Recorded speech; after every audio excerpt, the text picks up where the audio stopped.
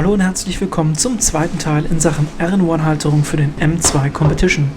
Im folgenden Video zeige ich euch, wie ich die finale Version der Halterung nun bereits mit einem vorhandenen Loch für die Kugelkopfdurchführung zusammenbaue.